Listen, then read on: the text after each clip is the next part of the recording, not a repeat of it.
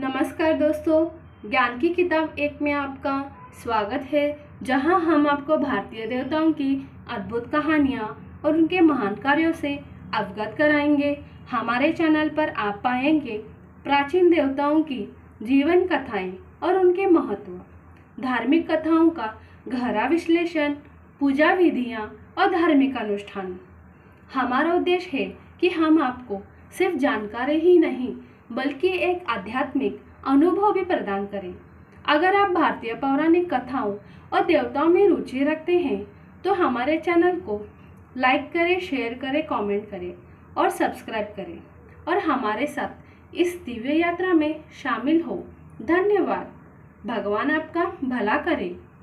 तो पांचों पांडवों का जन्म भी बिना पिता के वीर्य से कैसे हुआ था, तो देखते हैं पांडवों के जन्म की कथा। पांचों पांडवों का जन्म भी बिना पिता के वीर्य से हुआ था।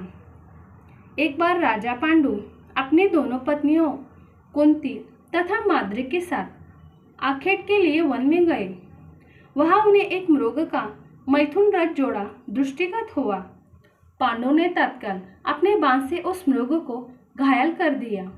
मरते हुए मृग ने पांडु को शाप दिया, राजन, तुम्हारे समान क्रूर पुरुष इस संसार में कोई भी नहीं होगा। तूने मुझे मैथुन के समय बाण मारा है, अंततः जब कभी तो मैथुन रथ होगा तेरी मृत्यु हो जाएगी।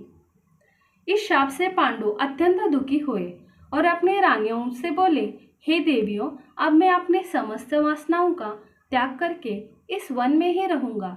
तुम लोग हस्तिनापुर लौट जाओ। उनके वचनों को सुनकर दोनों रानियों ने दुखी होकर कहा, नाथ, हम आपके बिना एक क्षण भी जीवित नहीं रह सकती। आप हमें भी वन में अपने साथ रखने की कृपा कीजिए। पांडु ने उनका अनुरोध स्वीकार कर लिया और उन्हें वन में अपने साथ ही रहने की अनुमति दे दी। इसी दौरान राजा पांडु ने अमावस्या के दिन ऋषि मुनियों को ब्रह्मा जी के दर्शनों के लिए जाते हुए देखा। उन्होंने उन ऋषि मुनियों से स्वयं को साथ ले जाने का आग्रह किया। उनके इस आग्रह पर ऋषि मुनियों ने कहा, राजन, कोई भी निसंतान पुरुष ब्रह्मलोक जाने का अधिकारी नहीं हो सकता, अंततः हम आपको अपने साथ नहीं ले जा सकते। ऋषि मुनियों की बात सुनकर पांडु अपनी पत्नी से बोले, हे कुंती, मेरा जन्म लेना ही वृथा हो रहा है, क्योंकि संतानहीन व्यक्ति पितृऋण, ऋषि ऋण, देव ऋण तथा मनुष्य ऋण से मुक्ति नहीं पा सकता। क्या तुम पुत्र प्राप्ति के लिए मेरी सहायता कर सकती हो? कुंती बोली, हे आर्यपुत्र, दुर्वासा ऋषि ने मुझे ऐसा मंत्र प्रदान किया है जिससे मैं किसी भी देवता का आवाहन करके मनोवांछित वस्तु प्राप्त कर सकती हूँ। आप आज्ञा करें, मैं किस देवता को बुलाऊं? इस पर पांडु ने धर्म को आमंत्रित करने का आदेश दिया। धर्म ने कुंती को पुत्र प्रदान किया जिसका नाम युधिष्ठिर रखा गया।